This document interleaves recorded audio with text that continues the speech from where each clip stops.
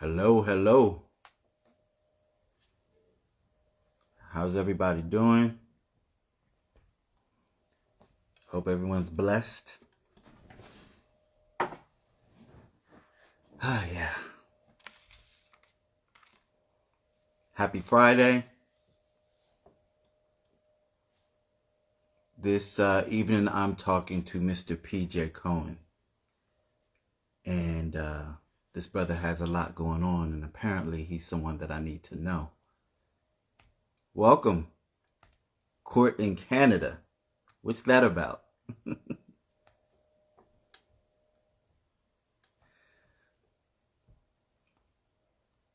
Welcome to the forum. We're just waiting for Mr. PJ Cohen to come in the room.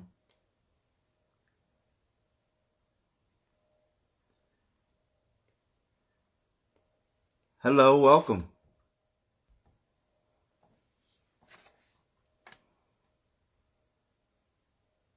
Wow, some of you are new. Thank you for coming. We're just waiting for Mr. PJ Cohen to come in.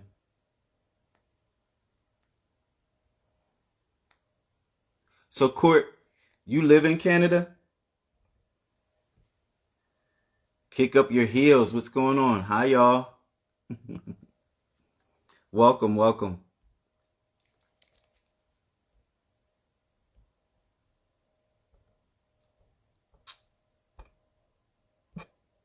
Bear with me 1 second.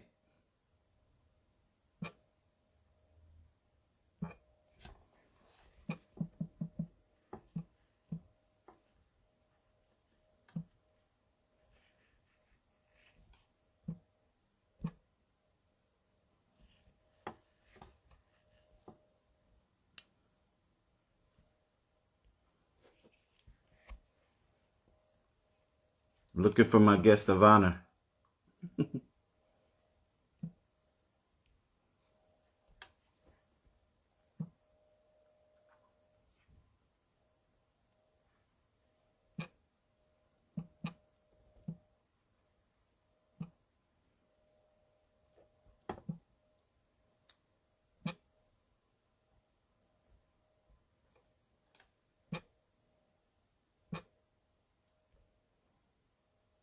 Here we go. Thank y'all for coming in. How's everybody doing?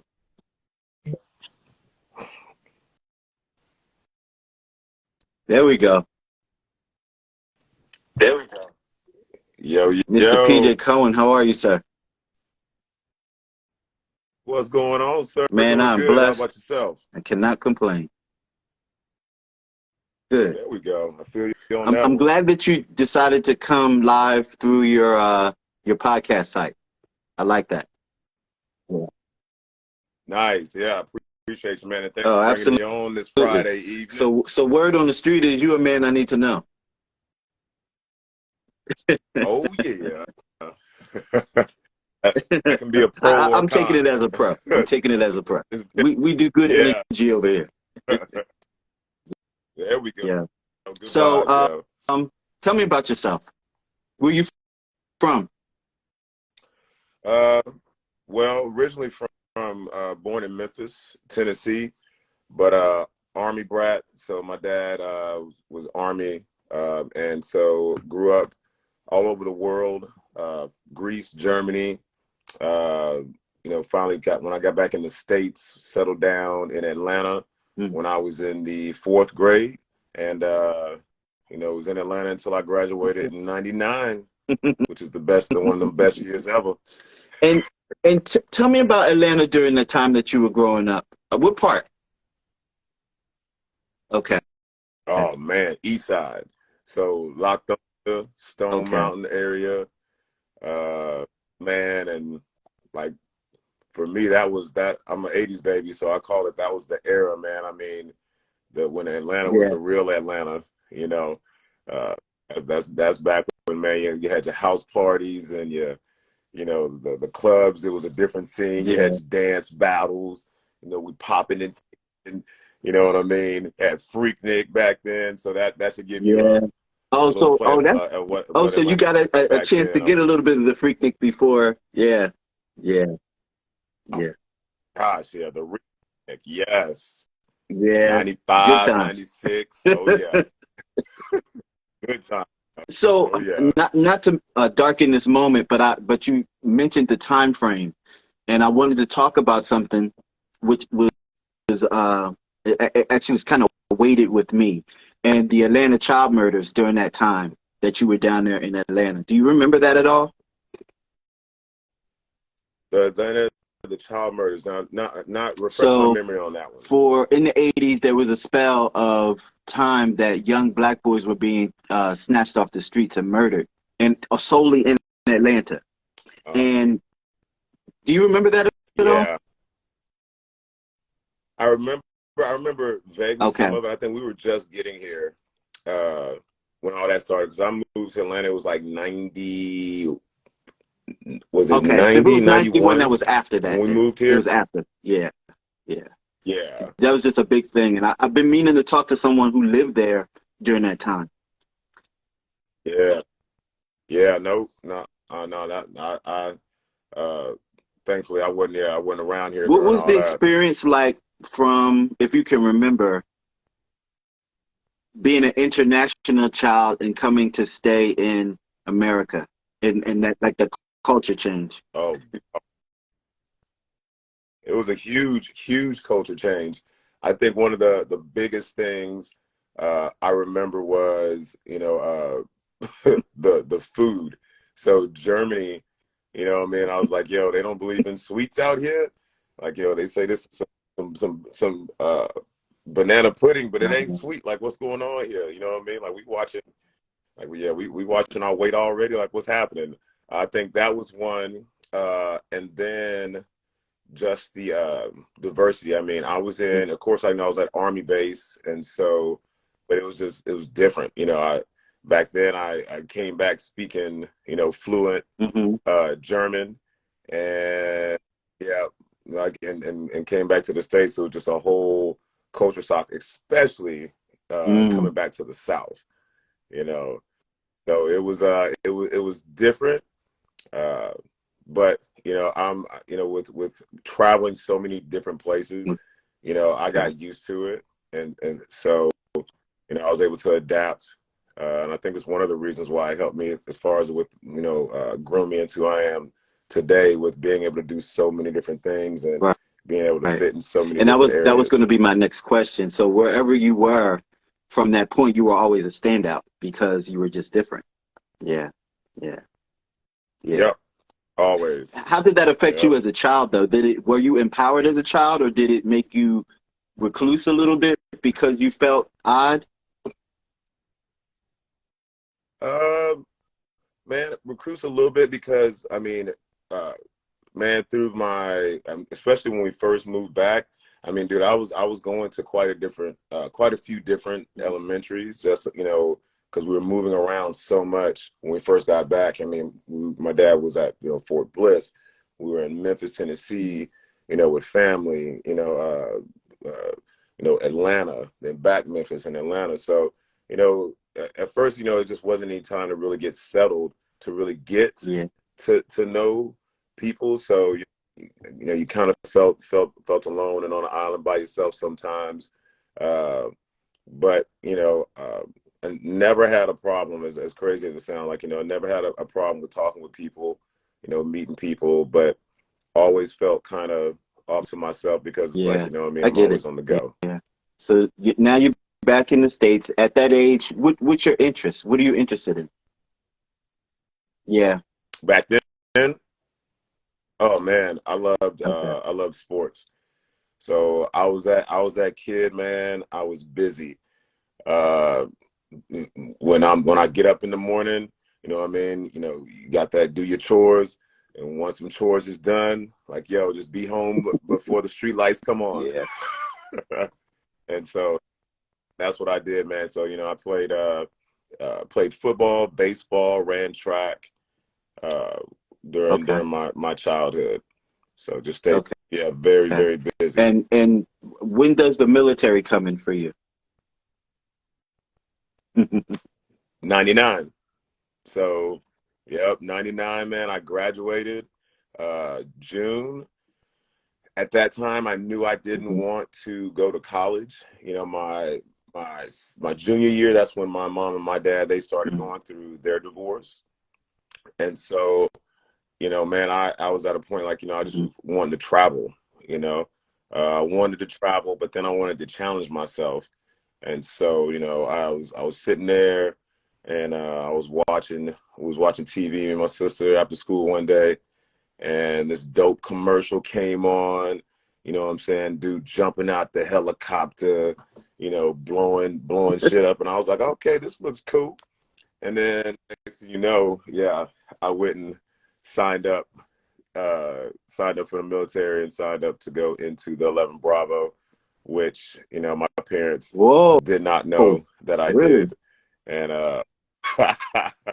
Yeah. Now, oh did they yeah, not know because yeah, you knew well, they yeah. might When my try to mom talk found, you out of it, or like why didn't they know?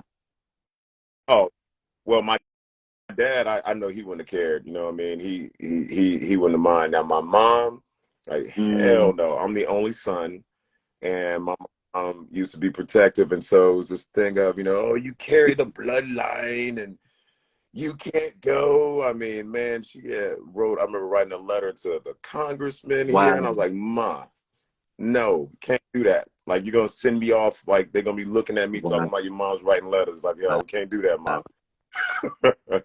So, yep, '99, man, is when I went in and was down there at Fort Mhm. Benning, Georgia, was my basic training and my AIT. And, you know, it was one of those pivoting points in my life uh, that helped change and mold me more Okay. into who I am today. Was basic training a good experience, or was it rough? Woo, it's a mixture. it, man, it had its pros and cons, but it was definitely the biggest challenge that I had to deal with. I was dealing with at that point in life. I mean, I got put in to situations and challenged in ways I didn't think uh, were possible, and you know, it Mm-hmm. showed me that I could do it.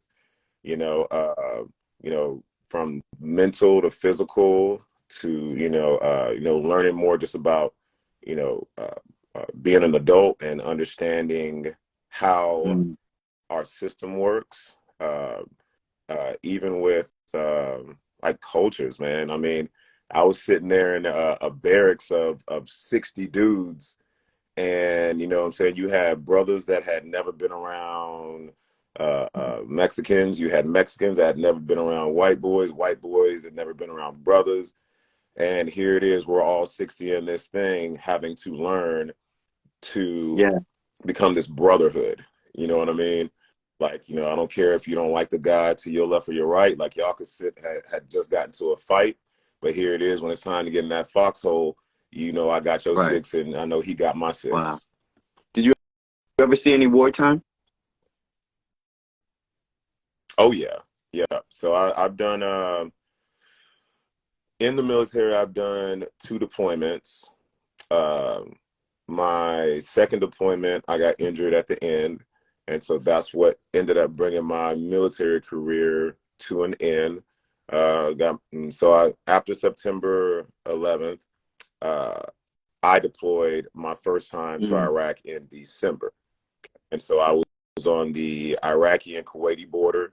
You know, part of that first wave, getting everything set up for that initial assault um, into Iraq.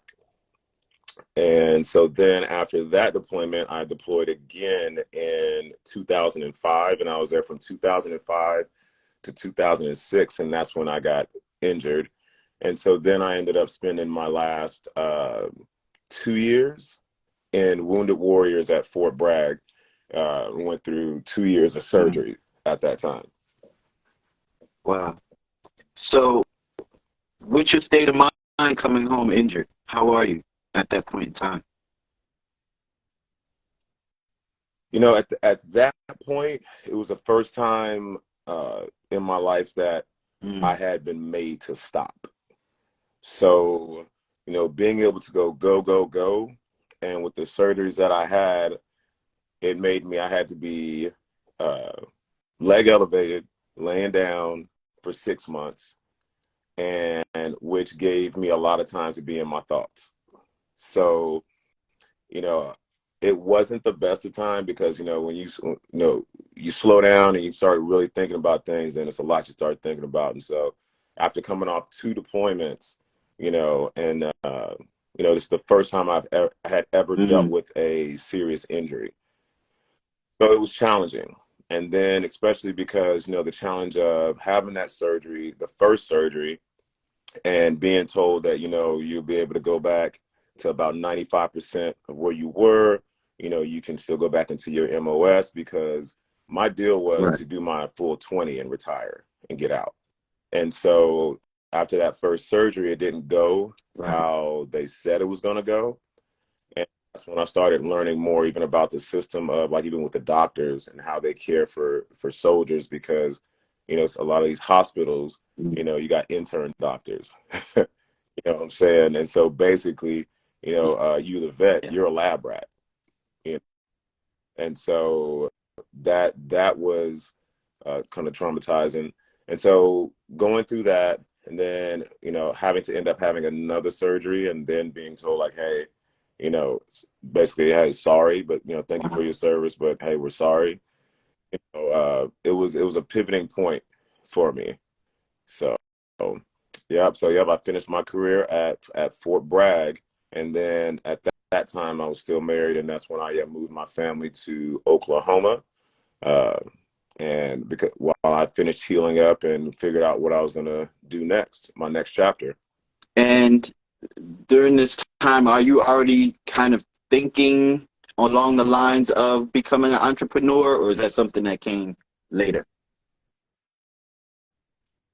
No, I was at that time. Yes, I was thinking, because part of my deal, like, I wanted to, whenever I was done with my career, I wanted to, my military career, I wanted to have a civilian career of Mm-hmm. something I was passionate about. And so, the entrepreneur spirit, not working for somebody, but I still wanted to do what I wanted to do. And I know I loved helping people. You know what I mean? I know my mission, on this earth, and I know I'm a servant. And I knew that I wanted my own business. But then at the same time, I knew I didn't have all the itch out of me for going Yeah, and yeah, playing the yeah. sandbox. You know what I mean? So, so after I healed up, I've healed up that first year when I was out, and I finished up my associate's degree at that time in health and fitness. And once my ankle was good enough to go, I went and I contracted. I did contract work for 3.5 years for the Department of State in Okay. Afghanistan and Iraq. So, yep. And during that time was where, I kind of was putting my whole master plan together. Um, for my Mm-hmm. family, because at that time I was married.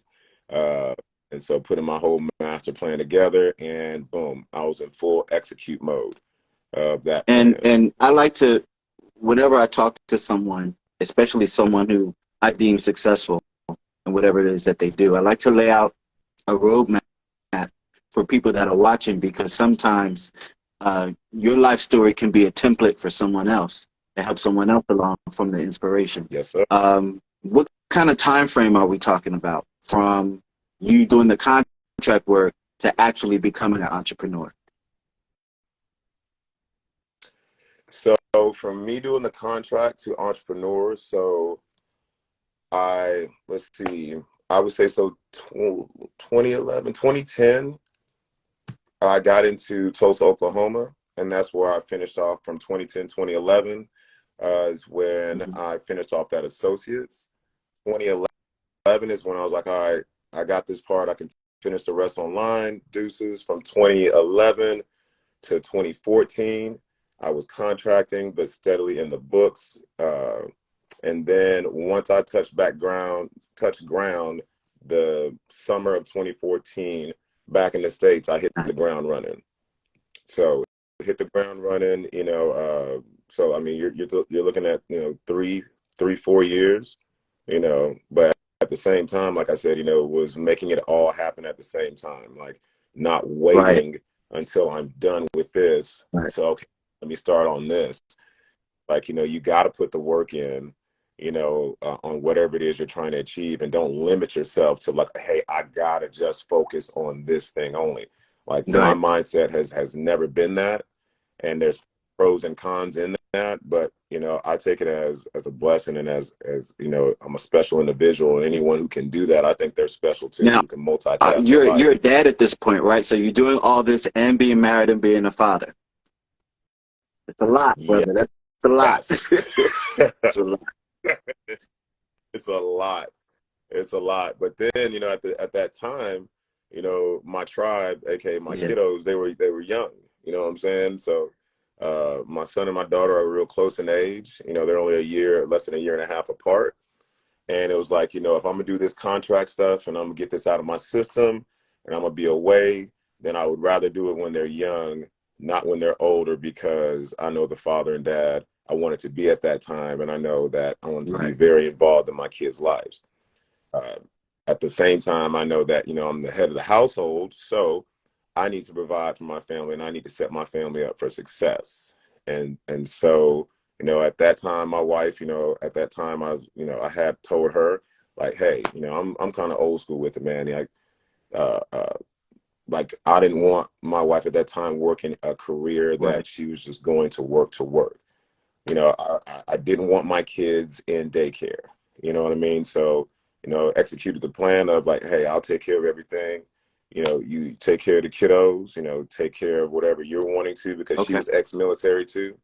So it was like, whatever it is career-wise you're wanting to do, invest in yourself, get your schooling in, but I got everything else held down.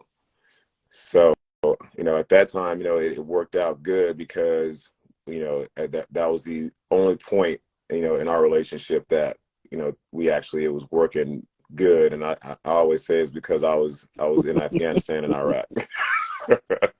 Because I was gone. So, I mean, so in your bio, divorce is included in your bio, and I thought that that was kind of a little odd. But since it's in your bio, I have to bring it Okay. up. At what point did the Yeah. divorce happen? Gosh, man. So I told you what I got Hmm. back in 2014. Okay. So I filed divorce. I filed for divorce Okay. October 2015. So, Yeah. So yeah, boots on ground for a year, and I was like, all right, I really, can't I can't do it no more. what, may I ask Yeah. what was the shift? Well, all right. So the number one thing is I will always tell people, man, you have to know the person who you're trying to spend the rest of your life with. If you're talking about marrying someone and having kids, you have to know the person. Where, I take my fault and my blame is, we met when I came back from my last tour. Okay. So me coming back from my last tour to Iraq, I was very vulnerable, and I had a lot going on. We met, and next thing you know, she was pregnant in 6 months with my daughter. And so, my mindset, I wasn't going to be running around having kids with multiple people and all this stuff. Got So, you. yep, I put a ring on it. And I knew I messed up. Like when I remember, like it was yesterday, when she was like 6, 7 months pregnant, and I'm in the kitchen making some homemade spaghetti, and we had never had issues or anything, but man, she came out the room and smelt the spaghetti cooking and like went bipolar on me, like lost it over the smell. And at that time, I just blamed it. I was Hold like, on. oh, she pregnant, you know, Mhm. the sensitive smell. I blamed it on the pregnancy. But then after that, like, I mean, it just kept elevating. After, so I kept putting it off on stuff. Oh, now it's just postpartum, and just kept. But no, it is a thing of I didn't Right. get to know the person Right.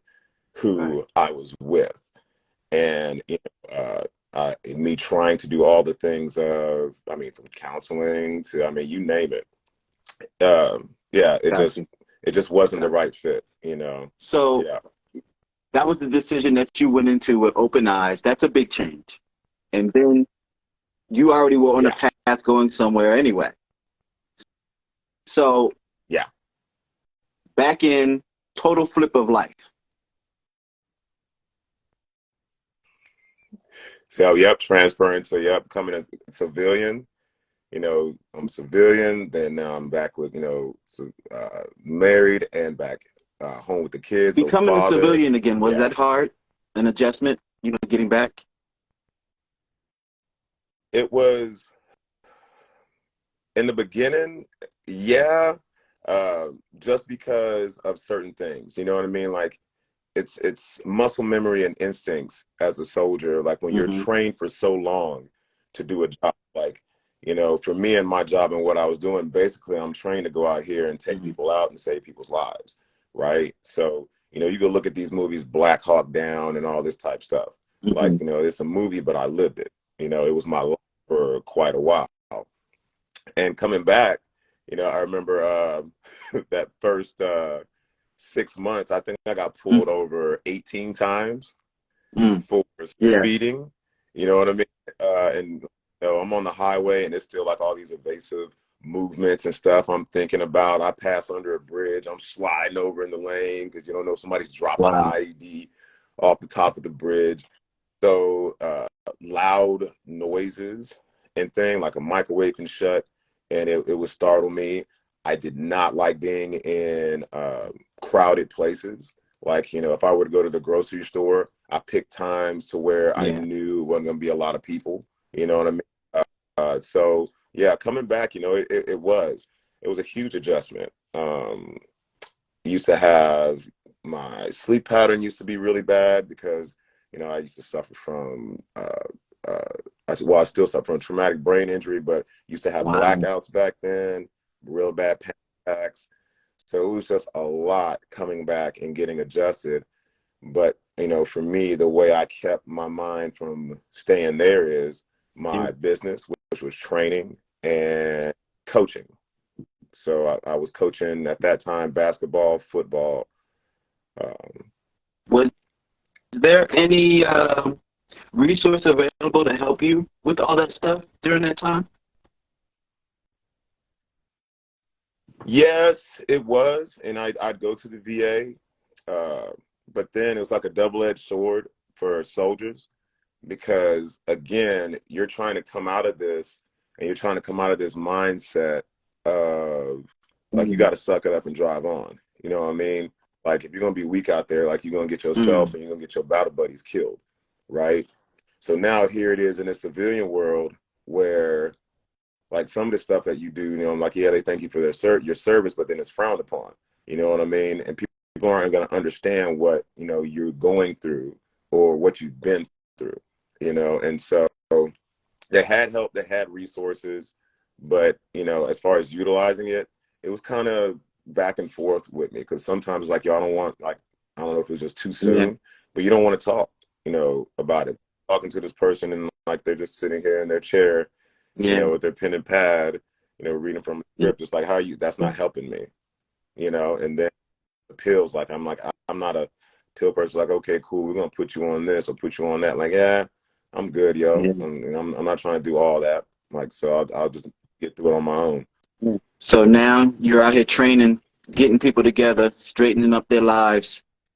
What's that feeling like to actually have like a clientele in the beginning for you, having the clientele and actually working with these people now? Oh, I love it. For me, it is something, it's my passion, you know what I mean? So it gives me life, you know what I mean, to continue this journey of my life of, protecting and helping my country and my people in a different way, which is getting them in a Right. healthier lifestyle, you know. And so the impact I've made with people, I mean, has been amazing.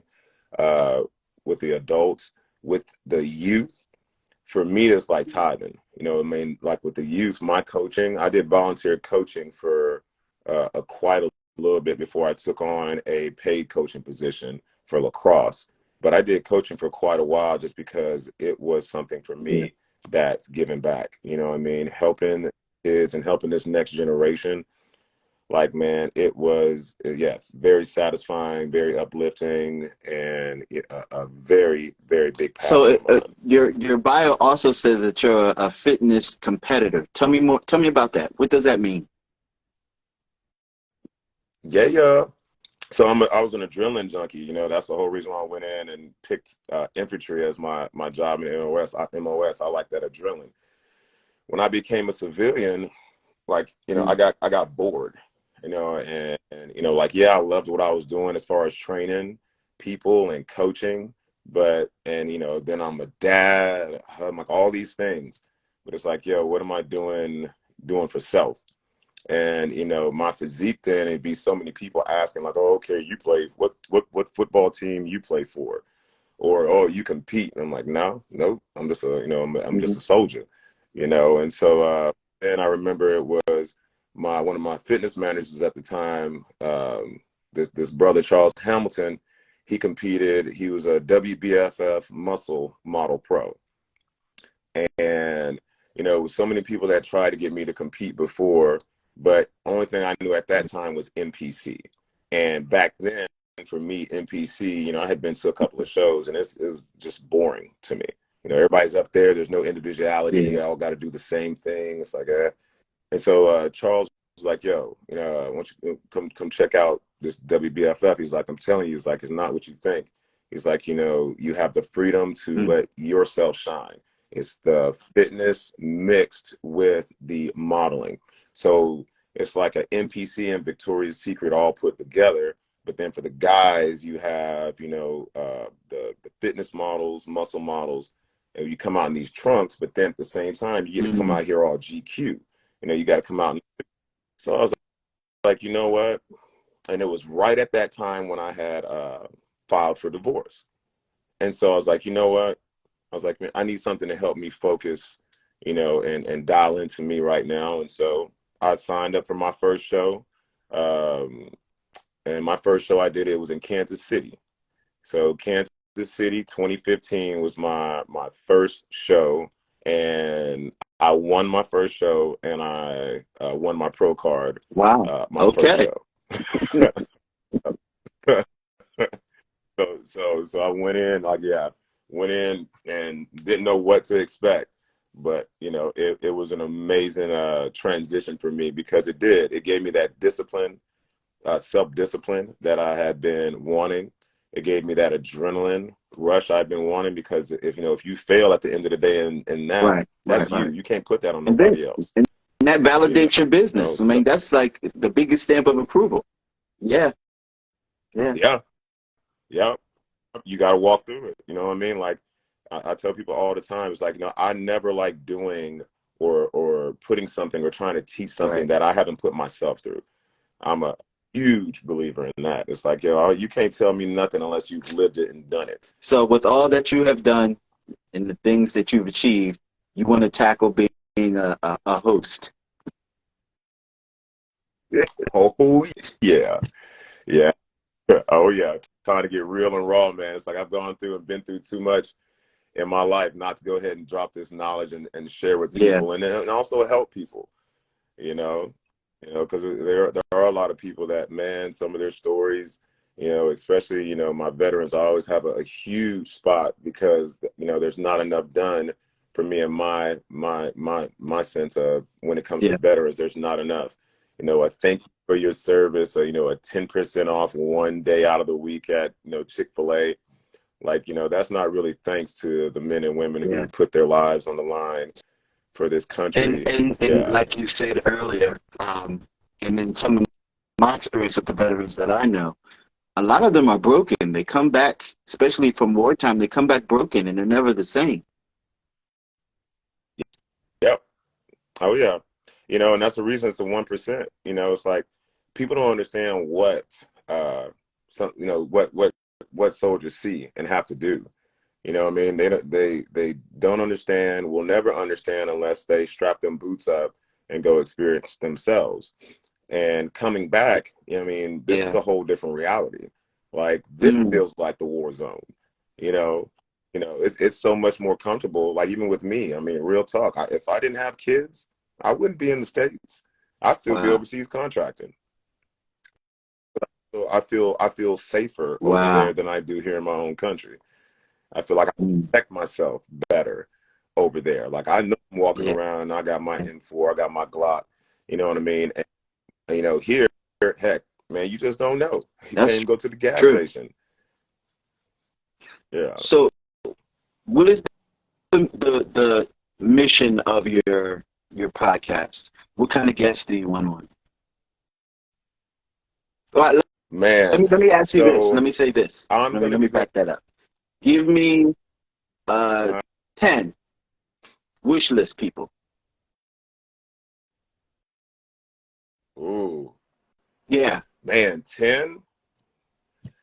Okay, so I'm gonna drop five already. Is I don't care what veteran, but I want veterans out of all rankings. So NCO, lieutenants, privates, ones coming out. You know, it doesn't matter. All walks of life, but veterans who have been through stuff and have transitioned into the civilian world that have uh, issues and feel like they've been alone and have some real things they want to talk about. I mean, and again, I mean, we're talking about from politics to family to their time in the military and their transitions back. But then celebrities who are ex-military that a lot of people didn't Yeah. know are ex-military. So like for me, General Flynn would be Mhm. an amazing guest because I did serve under him at one point in time. Would love to get Mr. General Flynn in the building. Um, would love to get, I think there is a person in New Edition who used to be military. And I would like to get one of those members of New Edition up in the dough and talk. Okay. Um, I would love to have a female artist who is ex-military. I'm trying to think, man. I wish Janet Jackson was ex-military, to be honest with you. Janet, could you come on my show, Janet? Does Rhythm Nation count? Please. Does Rhythm Nation count? Uh, what about Nia Long? Isn't Nia Long ex-military? Can we get Nia Long, please? Please. Holly Berry is ex-military. That's what, yeah. Yeah. But yeah, I really would love a guest list of, I mean, just people who, yeah, they might be celebrities, but Right. that's not what I want to talk to them about. I want to talk to them, get real and raw about their life, you know, outside of being a celebrity. Their life is, like I said, it'd be so dope if they had ex-military, they were ex-military or have military in their family. And we can get real and raw about some of these topics that are going on, you know, in our world today. Yeah, there was this show, I don't know if they're going to bring it back for another season. There's only one season of it on HBO called We Are Here. I think that's the name of it. And it Okay. just follows around, I think it's two sets, maybe three sets of families that are military families. And I think they're living in Italy. Yeah. And it's really interesting, just the dynamics of what it's like to, you know, be American and living, you know, abroad, raising your family. And it's just interesting. And how Yeah. the military is a Yeah. world within a world. Yeah, yeah, Yes. Yes. I mean, I would love to travel some of these bases, like I said, and just go behind the scenes and even giving people a different perspective. yeah, You know what I mean? Even talking to, you know, veteran yeah, the youth, like the kids, you know, because like what traumas they deal with and they go through and their experience, because it's not easy for kids. Some kids coming from military families, what they're having to deal with, you know, with their yeah. transitions into the If civilian your world. son wanted to go, and would you want him to? Yeah. Oh, hell yeah. Oh, yeah. Matter of fact, it's funny you said that because my son and my daughter are actually Mhm. they're going to be in my youth series, and they're my first two guests. Keep it in the family. Oh my Yeah, gosh, dude, I'm all about it, man. I mean, that's my next gen. When I leave, yeah, that's who I leave yeah. it for. You So know. when do you launch? So March 23rd, we are dropping that And first how are we going to be able to catch episode. up with you? So you're gonna be able to catch up. So you can hit me up on my IG, okay, at the Real and Raw Vet Talk. Same thing. The email at realandrawvettalk@gmail.com. You can catch me on Spotify. We'll have it on Apple Music, and the last couple of areas we're just kind of getting finalized, but we'll put every bit of information out there. Brother, it was a pleasure meeting you. It was, yeah, Man, it's a present it's an honor to pleasure have meeting you you, on. brother. And what I want to do, I would like to revisit with you maybe after 6 months on air, and I want to check in and see how you're doing. I want to be nosy. Yeah. Man, be nosy. Yeah, Like, keep poking. Let's go. absolutely, brother. Thank you for your service, and I appreciate you. Man, You thank you, too. man. And you have a blessed evening.